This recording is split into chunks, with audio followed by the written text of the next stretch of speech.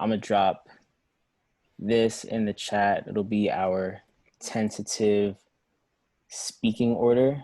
I'm not sure if everyone is present, so we'll, I guess, fill in as that happens. Right, cool. Hopefully everybody can see that. But yeah, let's get started. So hi everyone. Thank you guys for coming, and of course, happy Juneteenth. What I want to do is thank everybody for giving us your time, making yourselves available, and being receptive ultimately to learn, to celebrate, and to embrace the words and the inspirations that are just kind of near and dear to us. We've got a number of speakers here that will be sharing works both self-written and penned by other Black authors. And I figure, I guess, the best way to sort of go about it is to give everybody, each of our speakers, the opportunity, if they'd like, to share their thoughts either before or after they've spoken, be it on Juneteenth as a celebration, the situations that we've all been kind of witnessing over the past few weeks and ultimately the past few years, all of our lifetimes, or just the piece that they've written. So yeah, I guess real quick, I'll ask if anyone has any questions about anything about the proceedings. And if not, we'll get right into it. Cool. So as I mentioned, the speaking order is in the chat. I got volunteered to start, and so I'll do that. I wrote this a couple of weeks ago, and it was just kind of a reflection of what I was experiencing myself, what I was kind of going through. So yeah, it's titled, I Feel So. I feel so broken and hopeless and angry and helpless and selfish and hopeless and lost. Sitting in death and in pain and through protests and people who, angry and broken, speak and shout and scream, and I'm sitting in silence and drowning and screaming, hanging from limbs and staring at text and staring at everyone, staring at myself, with tears on my cheeks and gravel and vodka in my throat and a rope around my neck and a knee on his neck and chains on all of our necks still. Thank you. Next up, we'll have Chris.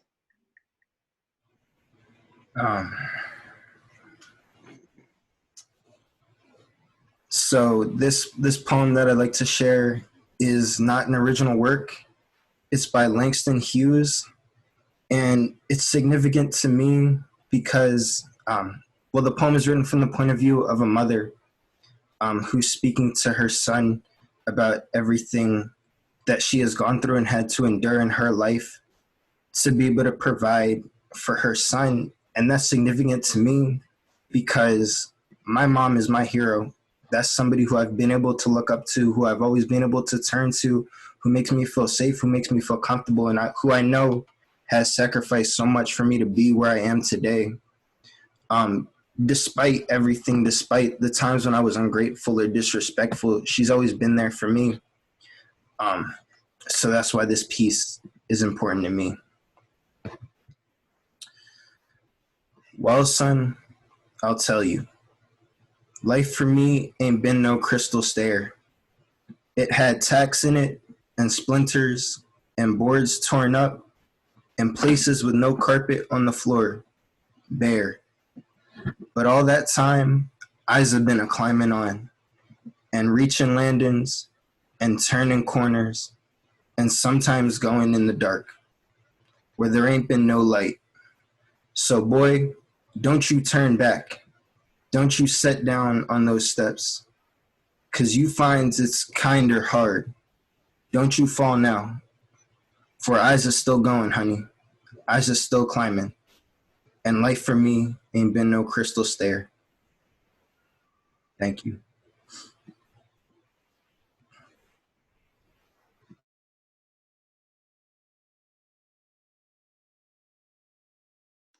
It's my turn. So I am going to share an original piece that I actually wrote in high school. Um, and it can relate to my experience, I guess I could say, and the experience of a black, student going to a predominantly white institution. And so there is no title, but it's just a reflection of the emotions that I kept to myself a lot of the times going through Penn Charter. Um, and it's just something that, to reflect on what I believed and how I felt, I just wrote it in words. So um, I am scared to travel the roads unknown. My eyes set sight on two roads, they diverge in black woods. As a traveler of emotions, long I stood between the depths of the roads unknown, standing in limbo. Down one road I looked down as far as my eyes could see, despair twisted in the undergrowth. Then I looked to the other, the road just as fair. With the better claim because of its luxuriant and desired wear look, I'm sorry I couldn't travel both. Equal in leaves that no step had trodden black, united as the sunrise glisten the footprints that prevail, but the difference shines like the mixture of textures and colors that are seen within the eyes of individuals. Somewhere ages and ages hence, two roads diverged in a wood, and I took the one less traveled by, and that for me has shown success. The road is this, exposing my feelings, exposing my true self. When I thought I was beaten, I was. But each step I took, I gained a pristine state of mind. Hearing the crumble of textured leaves beneath my feet, I began to understand that success begins not with my faith, but with my existence. My life's battles have not always shown to be strong or on the fast hand, but they show my strength. Those around me are unknown too. The road that I travel, the strength that shows I can turn my lost hopes into a story of success.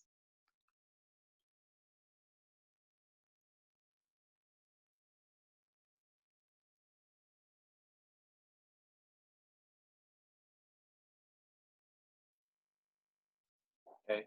Um, I don't think Kadala is here, so I guess it's my turn. So I'd like to read a poem that was actually written by my sister. She couldn't be here right now, but she wanted me to read it on her behalf. And she just wanted to start off by saying that this poem was written about Black consciousness in a Caribbean context. And it was also written in like for a research and assignment, and it was about the movements that have brought about Black consciousness, such as Rastafarianism. So this is her poem. Who is the Black individual? Is he the pigment of his skin, or is she the sway of her hips? Are we defined by our kinky hair or undeniable flair? Or are we who they think us to be? In history, our enslavement is described as mass migration.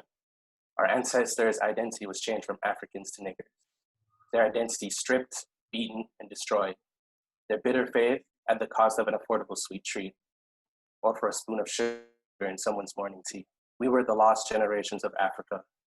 Then came revival, then Garvey, and now Rastafari. Our identity was stolen, but we find it now in our music, our faith, and food, our family. Who then is the Black individual? They are whoever they want to be. Thank you.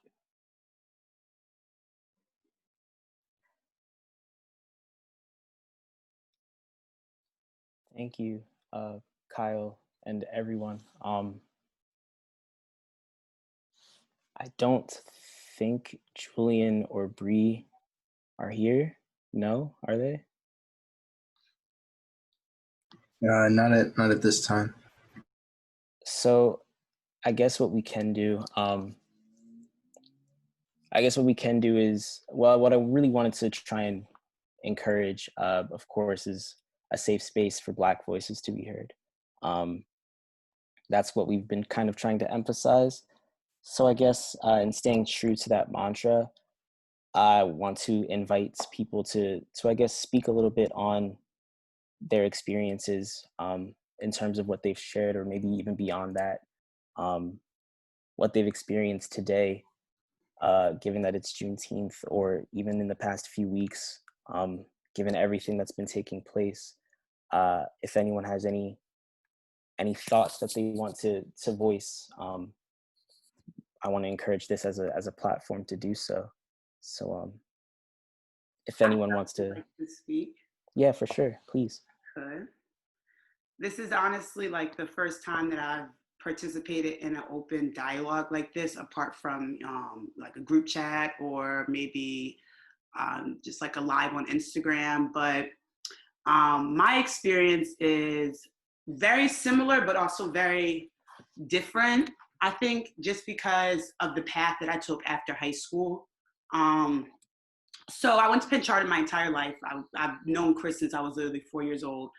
Um, we graduated with 22 maybe of us, 23 of us Black kids in our senior year, and there was probably, I would say, a solid 4 or 5 of us that have gone through Penn Charter the entire time, like Chris and I have.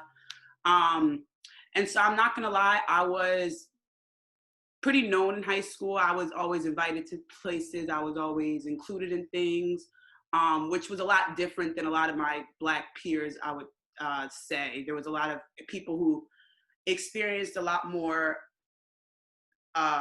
rejection based off of, their race, and a lot of microaggressions that for some reason people didn't see me the way that they saw others. So not saying it's a bad thing, not saying it's a good thing. It taught me a lot. It taught me one thing, that in high school, I thought I was this know-it-all, like everyone loves me person. And then when I left high school and went to a predominantly Hispanic school, it was a complete shift. Not saying that my personality changed or my perspective changed, but I learned a lot of things, and I saw a lot of things that made me think back to what I experienced in high school, but never actually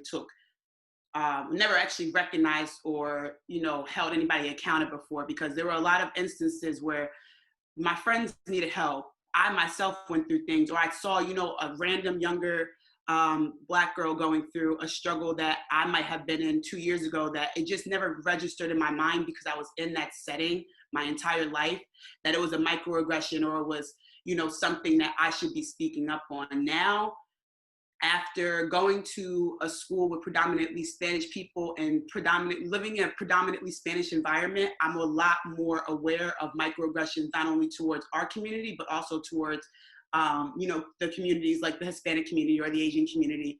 And one thing I definitely want to go ahead and say is that the one thing I regret on my entire high school career is the fact that I didn't speak up on the things that I saw and was aware of in that moment. And there were a lot of things and a lot of instances where I know, for one example is all of my best friends were Black girls. We all hung out in the same environment. We all had lunch together. We all, did everything together apart from being outside of school. Outside of school, I hung out with a different, group of people. But senior week, basically all of my friends were rejected from a party because of what the people who rejected them would say is because of the way that they were treated in high school. But I know, based off of my relationship between, with the people that rejected them and my relationship with my friends, I know that it was based off of the color of their skin and how they were, perceived in our high school. They were perceived as loud, obnoxious, annoying, all these things that if they were white women would be completely ignored. There were girls who did, if not, if they weren't as outspoken, they did very ignorant things that were seen as cute or were seen as, just a little ditzy. And one thing I regret is that Penn Charter community there's a lot of strain on the black female. It's a lot, there's no support apart from, thankfully we have Black female teachers on our side, and we do have, some Black males that understand that you really do need to be an ally to Black women. But I'm not gonna lie, I really do feel as though, especially within a community like a predominantly white institution, the Black female goes through a hardship that is very, very hard to even identify for me. Like, there are a lot of things that in my life that I've gone through, and a lot of things based off of, you know, the school I've been through that have defined me as the person I am, and I wouldn't ever even notice that, you know, if I didn't travel elsewhere. So be blessed. Make sure that everyone educates themselves and the friends that they have and the people that are around them, and let's, you know, try to bring some positivity in the world. I can't hear you, Harry. I'm on mute. I said thank you for that. I really appreciate your work, Tony. One thing in particular that you mentioned, wishing that you had spoken up. I feel similarly. I think a big part of it is like growing up in that kind of, I guess, system in a predominantly white institution. You're conditioned to not even sort of realize the things that you should be speaking up on. Um, like even the term microaggression, to me, like I wasn't even familiar with that term until the past couple of years. And it's only with hindsight that I can understand that my entire life has been filled with microaggressions. And it's like I can sit now and be like, damn, like when I was 7, that's what that was. Or when I was 10 and kids kept touching my hair or whatever, like that's what that was. And being surrounded by, I guess the word that I want to use is ignorance. It's like you almost become scared to say something about it. At least for me, my own experience, there's always been like this element of fear, especially in a setting where you might be the only Black person and you're surrounded by white people. You become a target, and it's really, really difficult to defend yourself. It's just kind of easier to let things go, or to try to ignore whatever feeling you're experiencing. And I guess where I was trying to go with this is that's one of the reasons I appreciate social media. It's showed me so many just different ways to combat those feelings, those emotions, and to encourage other people to do the same, because a lot of people have been in that situation. But I think that's an important step that has to be taken, as far as these institutions. I'm sure a lot of them recognize how whitewashed they are, and how people like us can just kind of fall through the cracks, and get used to experiencing all of these things that we really shouldn't be experiencing, because they don't have to experience them. I don't know, what you were saying just kind of brought that to mind.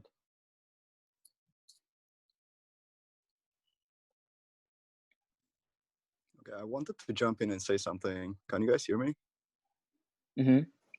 All right. So I'm gonna add some. My name is Michael, by the way. I'm from Ethiopia. So I kind of wanted to touch on, you know, the Black experience from coming from like an African country, right? I wanted to add something to what Amari said, actually, like the idea of like, you know, like being surrounded by like an all white surrounding, and then, you know, having that feel of, you know, fear and everything. Most of the things that I experienced actually came with like confusion, because until I was 18, like I grew up in Ethiopia. I did my high school in Ethiopia. I went to an international school, obviously, but still, like my experience was like around like all 100% Black people, right? But after I started going to college, I usually found myself in situations where I was the only Black person in a, you know, in a group of people. And then, you know, the kind of like microaggressions that I was getting, and the kind of small comments, and the kind of, you know, the pressure that I was feeling, you know, to make myself fit into that environment was a bit confusing to me.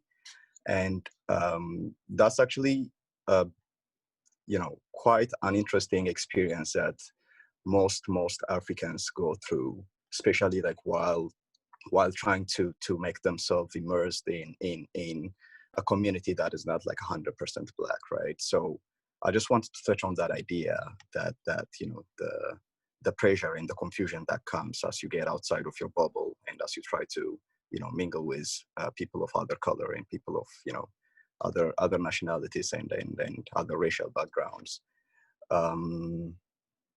But yeah, it just always, fascinated me how, like, I kind of forced myself, to fit into like other people's, you know, like whitewashed culture instead of like, trying to be like my own self, trying to be me, you know what I mean? So like, I feel like everybody who comes from like a minority culture always faces such kind of, pressure and such kind of, um, you know, such kind of pressure in order to fit into like the majority culture. And like the school that we went to, like, as you guys know, it's like majorly like, Asians and like white people who went to our school. And um, I even remember this one time I was taking an AI class, and it was in New York actually. And like I was looking around and I was the only black person in the class, and I was super, super confused because, like I told you, like back when I was in high school and middle school, like everybody around me was black.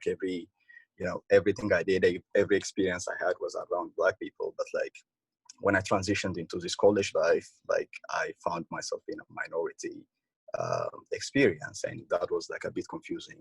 And that transition was a bit confusing for me as well. So I just wanted to add that to what Amari was saying.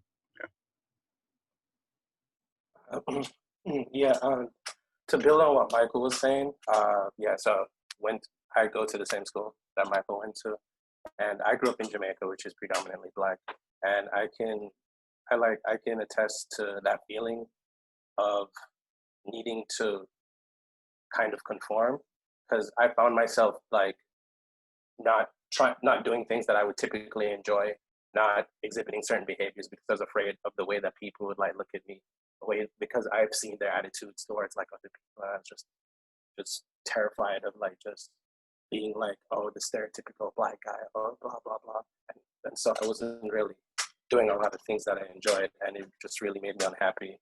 And I'm just kind of glad that I found a group of people that could like accept me for who I am.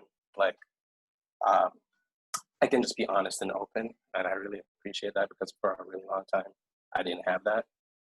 Yeah, and I just also want to touch on like how far the extent of this, because back in Jamaica I also faced some type of like these microaggressions, like despite being in like a majority black environment, because although most of the students that I went to school with were black, um, we had a few white students, we had a few Asian students, and for some reason there was like a double standard between like the majority black students and then the white and Asian students. And like a big example of that is like our hair, right? So the black students, they have to like go and get their hair cut like basically every 2 weeks. You have to go and get a buzz cut because that's what's considered like appropriate for school. That's what's it's neat, right? If you grow your hair too much, it's like unruly. It's like not professional. It's like just not suitable for school. Whereas like our white and Asian counterparts, they could grow their hair for as long as they wanted to, and like no one would approach them, no one would say a word, and it was just like small things like that that really affected me like growing up. So yeah.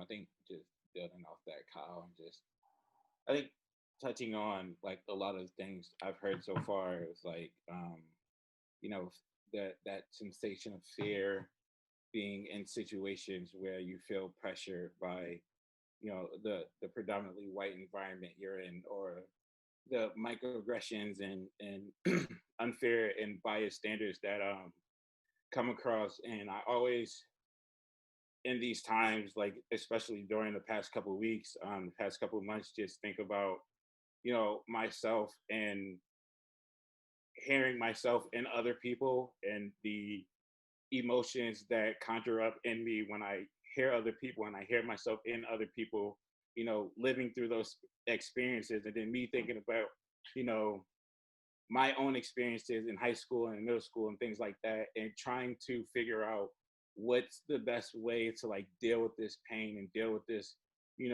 frustration that always just unfortunately it's just a burden for people, being Black in this country. So I think like the past couple weeks, and this is like getting back to Jamila's point about regretting not speaking up or just wanting to be more vocal about things that we as Black people in this country face. Like I try to, in literally like all facets of my life, try to keep people around me that are very like-minded, that are that understand the things that I go through, whether they be Black or not, and try to eliminate some of these systems that allow things to be the way they are. So I feel like a story that I always go back to is in middle school. I had recently just moved to West Philly where I live now, and it was a predominantly Black school, but like all of our teachers were white, all of the administrations were white. And I remember getting there and in the middle of sixth grade, and I had this white English teacher who, like one of the first days there, one of our assignments in class was to write a fictional story about any animal you choose. And I wrote this story about a goldfish. I don't even remember like what I wrote. I don't even remember it being like that spectacular of a story, but I turned the story in, and the teacher took my story and left the room. So I'm like, that's weird. Like, what is she doing? And she came back with another teacher, and they approached me and they asked me where I got this story from. And I was like, I just wrote that story. And the teacher was like, no, there's no way you just wrote that story. Like, that's way too well put. Like, for you to have done that. And, in my mind, I was just more so focused about her accusing me that I didn't write this when I know I did write it. And like, of course, me being a young student, I'm not focused on the larger context of like, a system being in place where we have our children being taught by people that don't believe in them, that don't think they are as intelligent as they are, and they don't have the amount of potential that they do have. So, just thinking about things like that is what drives me, when I see such injustices that we have been seeing recently, to like go back to, the schools that I went to and try to talk to people that's in policy and try to talk to people that like in administration to like see what can be done so that, the young people that's coming up after me don't have to go through situations where, they are constantly put in situations where there's so much fear that you're gonna later regret not doing anything, but it's not your fault. You feel what I'm saying? And I think like that's just the type of energy I carry with myself now. Like whether it be in school or within work or like the things that I'm doing with my friends. Like I have so much energy now geared towards breaking down all of these oppressive systems that no one seems to be focusing on. You know, when I just think about all of this pain, all of this hurt, all of this anger that me and my people, have been going through, that we are suffering. So like that's just like one of the like mind loops that I go through when trying to cope with all of these, just deep raw feelings that we're all going through. Mm. That was deep. I have a question for you, Harold, because no, just it's crazy that you go through an experience that you would never think that you would go through in an environment that you're in. How was it changing, from your middle school to the I know for a fact there was a shock going, switching to the pin chart just from the people. So Yeah. like were you automatically aware of, some of the dynamics that were in the school system or I feel like it honestly took me a while. I think first getting there, I was just very first and foremost just preoccupied with the culture shock of everything. Like I grew up in a very poor neighborhood. Like I'm not used to my like school having grass now. I mean, so like me literally getting there and just seeing like an institution just have grass in front of their yard, like me being someone just graduated from 8th grade, like my mind was completely focused on like, yo, this is an environment I've never seen before. Like I've never been in an environment where like it doesn't feel as though like you have to like not be there to become something. You feel what I'm saying? Like being in my neighborhood schools, you know, it's always the message of like, hey, like you got to get out of here. You got to like go to these different places so you can become better. And like going to that place, you can just instantly feel like the difference and like the supportive nature that's there. But I think like that being said, then going to unravel all of the, you know, things that I would go through in that environment, I think, you know, after a while, I would say like going into 10th grade and having Shahida to talk to a lot, I think really geared me into opening my eyes about the environment I was in. And I think it became very clear that a lot of these, again, these same like microaggressions and these same like miniature oppressive systems were still being in place to me and the students that look like me at that school. You feel what I'm saying? So, you know, in a sense of things, it was like my experience at my middle school, you know, as far as my relationship with my teachers and my administrator, just blown to a whole bigger and different proportion because it's, you know, a larger school, you know, with more wealth and things like that, and with that comes more disparity again towards people who look like me and minorities. I think it became very evident, you know, especially our senior year dealing with that whole Trump election. Even just before that, like just having like minor interactions with the people in that environment. Like when I found out I was getting into Penn, I told people I got into Penn.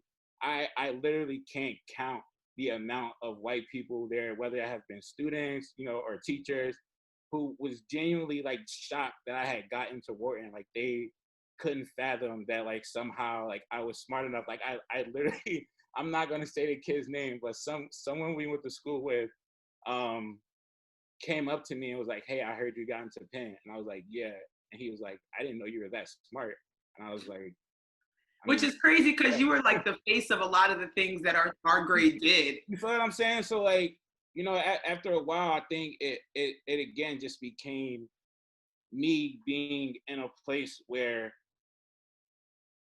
there's just so much pressure and there's just so much, you know,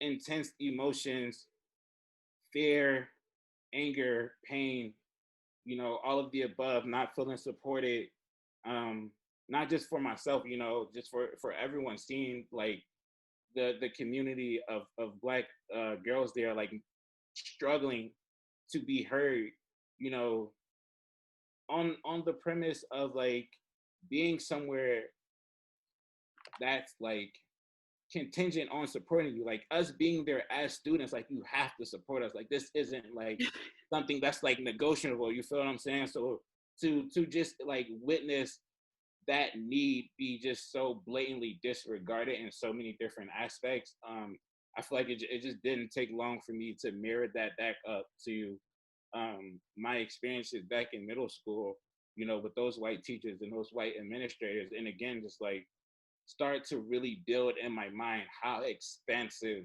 this oppressive system is and how deep it really goes, to where like, again, a kid who grew up in a predominantly Black neighborhood who happened to have made it out, as they, you know, they say, and got to a better place, still ended up facing the same things that he faced on a larger level, and that ultimately becoming a bigger hindrance, you know, to me going forward, just adding, you know, a lot more responsibility. So yeah, it was a lot.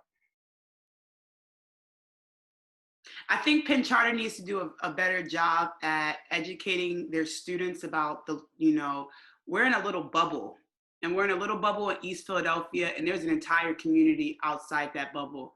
And I live in that community. I live down the street from school, and it baffles me at the shock on people's faces, or the kids' faces, you know, just driving to school at, you know, it's a culture shock for them, but it's like no one ever educates them about, you know, what is done in the community, or what the kids do and things like that. Like I know, for an example, I took Quakerism, which we all had to take, and we literally, I'm sitting in my house right now. On the corner right there is the school we used to do community service for, John B. Kelly School. Now, I know that school, I see the kids walk. When I used to walk home from school, I used to interact with the kids going home. I know that they're very good kids. I know, but I just remember this one time where we're going on the bus and I asked my teacher, I'm wearing sandals and we're going to play with the kids. So I know I live right there. I asked him if I could go switch my shoes, if I could just go walk to my house really fast because it would take 5 minutes. And he kind of looked at me and he was like, "You live near here?" And I was like, "I live right there. Like I could point my house out." And just the look, and I didn't think it was a big deal. So I said it to the whole class, and it was something that was kind of taken out of proportion because the look on my classmates' faces and the look on his face is just like, and this is the same teacher who made sure to tell us before we got on the bus, we need to we need to treat these kids with respect because they're not different than us, which they aren't. And just, it's crazy how, I don't know, we just have to be more aware of that little bubble is not the only thing that's in the world, and the community that you're around really should play part in the education that you're being taught. Thank you. Chris, I think one of the others poets for tonight came in. Kadala, are you with us? Yeah, I am. I'm not. I'm listening in right now, but I can't really like speak right now. But I'll talk in a few minutes. Yeah. Okay, cool. Yeah. Sorry. Yeah, I know it's a little bit weird that I hopped in and didn't didn't say anything. How's it going, everybody? so What's up, man? You're good. Don't worry about it. We're just kind of discussing things right now, honestly. Jamila, based on what you were kind of saying, it makes me think of just like implicit biases, right? For your teacher to be adamant about, mentioning like, hey, these kids are the same as we are. We're all here, we're all the same. But to still have the, I don't even want to call it nerve, but I guess I'll call it nerve to question your environment. That's what it kind of stems to. Like, as easy as it is to like to antagonize racism, these implicit biases are things that we all have. To kind of continue with that, I remember, I want to say second grade, and my school district, it's like this really, really wide range of socioeconomic backgrounds specifically. So predominantly white school, but just the money in the area is distributed such that you have a handful of people that have a lot and then a handful of people that don't have as much. And they all just kind of end up in my school district. And I remember really, really vividly, I was describing, we had to do a thing where we had to draw a picture of our house, right? We had to draw a picture of our house. And at the time, I lived in an apartment complex. So I was kind of struggling with the assignment, right? I wasn't sure how to go about drawing my apartment complex. And I remember this kid, and the first thing he said to me was, "Oh, like, you must be poor then, right?" Like, kind of asking me, because like I look like me and I live in an apartment complex. So I guess all the dots were kind of connected for him just based on that. Mind you, I'm like 7 or 8 years old, so I'm not sure how to respond to that. I've never been faced with a question like that. And it takes a lot to come to terms with your own socioeconomic like status at such a young age, and for it to be presented to you so ignorantly, it was very jarring. So I said something dumb. I think I had gone on a cruise with my family at like the summer before, so I brought that up because I'm thinking like cruises are expensive, so I can't be poor if my family's going on a cruise, right? Even though we live in an apartment complex. Um, that's just to kind of speak to these implicit biases. You know, they exist in kids, of course, but they also exist in adults. Um, and these are things that I think it's important for everyone to try to be conscious of. Um, further, uh, to be willing to listen to those who are aware of these implicit biases when they call you out on them. Um, I think people are too quick to kind of deny deny those biases or deny their racism, deny their different privileges, whether it be white privilege or male privilege, whatever the case may be. Um, and doing that doesn't really help anybody get anywhere. It's frustrating, I think is the word I want to use. Um, that people are so quick, especially the past couple of weeks, to acknowledge that these things exist and acknowledge that they're a problem, but so adamant um, about their lack of uh, participating in it or contributing to it. It's like, you know, we can all agree that racism exists, um, but like the racists have to be here somewhere. Like we can all agree that systemic racism is a thing and that this is a system that people are contributing to, but you can't say that like you're the one that's not contributing to it, you know? It's so all encompassing. Um, it's one of those things that's really difficult to deal with.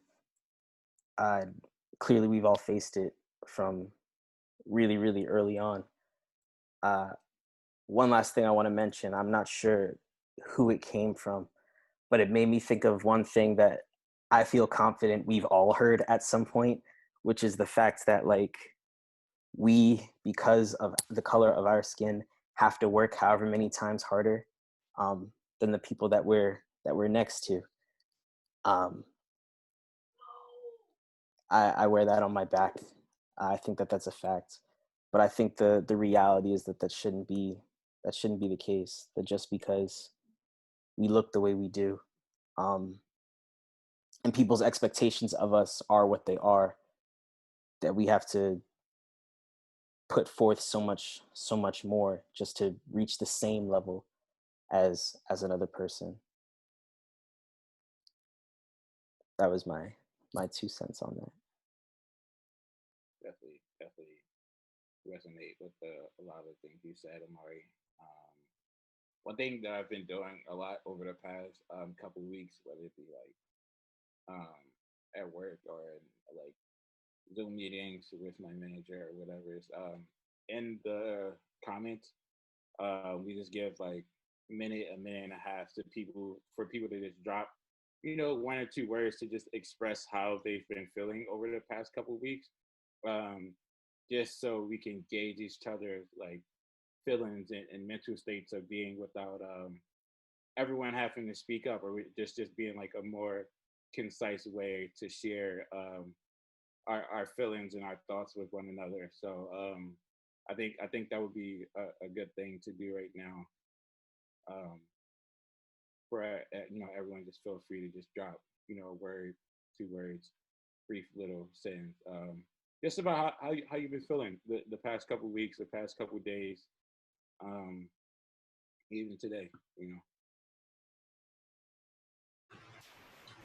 know. So I guess I'll start. Um, for me, this has been a lot. I like to think that I'm someone who's typically active with regards to speaking out in terms of injustices and that type of thing. Um, but the common thread there is that until a couple weeks ago, it was only myself, people who looked like me speaking on these type of things, or people from, if there's an injustice in Venezuela, it's the Venezuelan people speaking up. If there's an injustice in Pakistan, it's the Pakistani speaking up. And there hasn't really been that cross section where people are advocating for each other who don't necessarily look like each other. So for me, it's been good to see people standing up for each other and speaking out for each other. But I will say it's also been extremely overwhelming in some cases.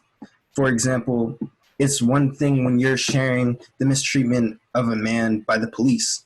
It's another thing when that same video is being shared on your timeline by every person you know, and then you have to relive that trauma that you already knew was happening and that you're seeing every day and experiencing it, and you're now seeing it from everybody on the timeline. So one of the things I did, I had to take a week break from Instagram. I just had to disconnect. And I share that to say, especially to my Black and brown peers who have had to deal with this consistently, remember to practice self-love. Remember to give yourself a break. Remember to step back if you feel overwhelmed. And to my non-Black and brown peers, I would say thank you for the work you guys are doing. It means a lot to me, not only as the company owner, but as a Black person. It means so much to me that you're here in this space, that you're making yourself available to listen, and that you're positioning yourself as an ally to learn more, to share in our experience, and to help make the situation better for everyone. So thank you.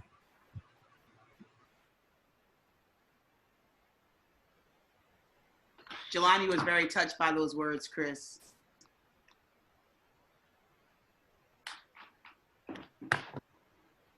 Very touched. Rapping. What's up, family? Speak your part if you're gonna speak. What part? Do you have anything to say about how you're feeling right now during this time, or how you felt, during high school, or how you feel now, interacting with people in high school, just anything? I guess I'll use this time. Well, let me get in there.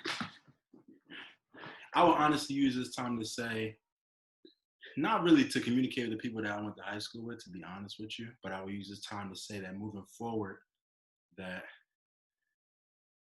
look at what's happening and look at what we can do when we organize, and just to take this time to reaffirm that I love myself, I love my Blackness, I love my Black family, I love my Black brothers and sisters all over the world. Like Black culture is so powerful, so great, and I just try to use a time like this to learn a lot, but as well as appreciate the things that I have learned and how far we've come, Mm-hmm. So, and like you said, man, just hosting and facilitating a space like this and an activity like this is so powerful, and I love it. I love to see it, man. Thank you, bro. Thank you. And I miss y'all, man. Chris, Harold, I see you, man. I miss y'all for real. I'll take the time to tell you how much I miss y'all for real. We gotta link up. I know it's a lot of people in here too. Shout out Chris family. Shout out Carlton. Shout out Valley. Kadala, do you wanna give your piece now? Sure. Yeah. So I think in the last few weeks, since the protests first really started to kick off this time, I feel like the immediate feeling that I was feeling, and that a lot of people that I know were expressing similarly, was this feeling like you're being pulled in two directions simultaneously. Like on one hand, you feel like wired all the time, where you're like, I got to do something. You have these like bursts of energy where you just try to do whatever you can, whether it's like sharing stuff on social media or trying to organize events like this. But when you're constantly in this mood of like kind of operating out of like a place of adrenaline or feeling like you just have to do something, then you also have simultaneously this feeling of being tired all the time, right? Where you go from like these incredible highs of feeling like you have a lot of energy to get whatever you can done, to just being like, I need to just, unplug and take a rest, right? And I think there's a certain point where you live in that sort of state for long enough that it doesn't just take a toll on your mental health and your emotional health, but it can start to take a toll on your physical health too, where I had gone from being able to maintain somewhat a semblance of a regular schedule despite the virus and everything, and then after a few weeks of the protests going on, like my sleep schedule dissolved, my like eating habits changed, like it was just, it got into the realm of affecting my physical experience as well. And I feel like something that really helped, similar to what Chris was saying, was taking a step back and recognizing like the importance of really taking time away for yourself and to center, you know. And since starting to try to do that, I've started to feel really grateful for the way that this has played out in relation to other massive movements in my lifetime, where I do feel incredibly grateful to all of the friends that I've seen who, you know, have taken the time out of their day to advocate in some way or another, and to see the incredible amount of solidarity that's happening between movements, like it was mentioned before. But I feel very grateful that, like, as tragic as the conditions were that overlapped in order to make these protests become as large as they are, that sort of those same conditions allowed them to become as large as they are, right? Where the fact that people aren't able to be working right now, the fact that there's this virus that has kept people inside and like constantly plugged into this thing and made it so that it's on the top of everybody's minds, you know, it's a double-edged sword where it has a huge impact on you. And there are people who are suffering directly from the way that these different things are piling up on top of each other, but it also has made it impossible to ignore. And I don't see how we can go back to any semblance of what we were living through before, when the entire world has its eyes on what's happening right now. And I'm trying to find the silver lining and try to find gratitude even in these things that make this moment particularly tough. Yeah. Thank you. That was really powerful. I think a lot of us definitely can resonate right now with trying to balance, you know, this overwhelming sense of just being tired of having, you know, something that's very understood to us and don't need to constantly be explained, you know, constantly explained in such just horrific and brutal ways. And for there to just still be, you know, such a controversy around it, and there to be, you know, such an overwhelming force of hate in our country, you know, in this world towards Black people.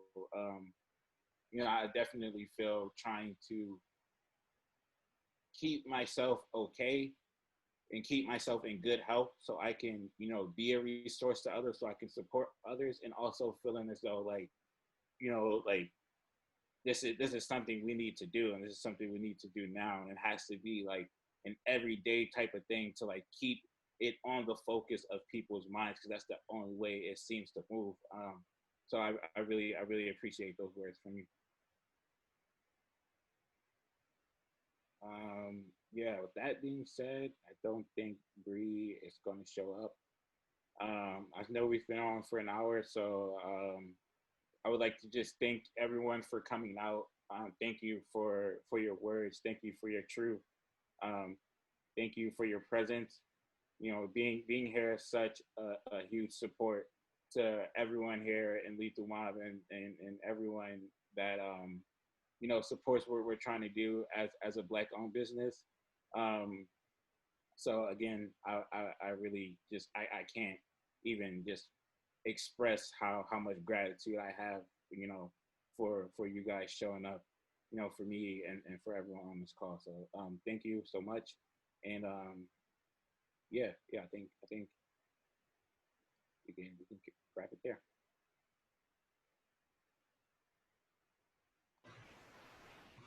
Unless Kyle or Amari, you got any closing touch points that you need to hit? Just one. Thank you. I want to emphasize thank you again. Not only to our speakers and those of you that were willing to share a bit about your experience, but to everyone who was willing to come out and listen, and to kind of experience a semblance of those experiences with us. That means the world. It really, really does. I want to emphasize, I guess, to kind of close things out, that everything that's going on right now is only a piece of what's been a 400-year plus struggle for us in this country, and as we've heard, kind of around the world.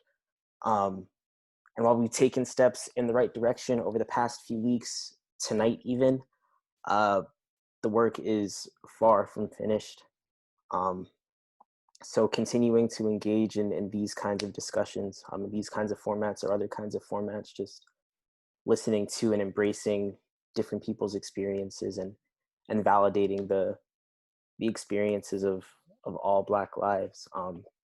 That's just an important part of the work, and that's something that has to continue. Thank you guys. Thank you so much for being here. It's really crazy. All right. Thank you guys for coming out. See you later. Thank you. When we figure out how to get the recording to people, we will do that. Chris mentioned that in the chat. Yeah. Also, if possible, if you're able to make sure to donate to all the causes. I'm sure you've seen like these posts all over. If you're on our mailing list, we have like a list of causes as well. So just if possible, please donate. I agree.